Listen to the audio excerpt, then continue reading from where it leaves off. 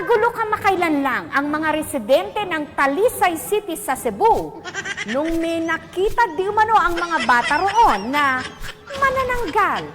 Totoo ba ito? Inig sa takot ang mga batang ito at humahagulgol sa iyak nung saklolohan sila ng mga residente ng Talisay City sa Cebu. Dini mo nakita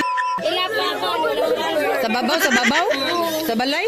Di umano, meron silang nakitang nilalang na lumilipad sa bubungan. Yung sa'yo nagway, siga kay mata. At ang sinasabing kanilang namataan, manananggal.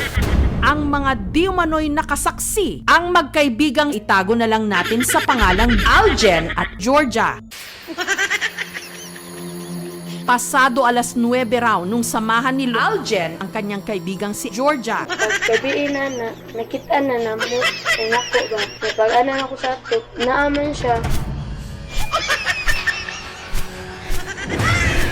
Ang nakita raw nilang nilalang, may halos 2 metro ang haba ng pakpak, mahaba ang buhok, itim na itim at dilat na dilat din daw ang mga mata.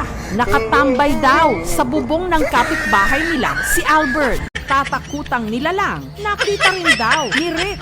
Sabay kituwad. Itong ba kayo? Nag-ala rin siya. Pado na to siya mahimuguro na nanggal.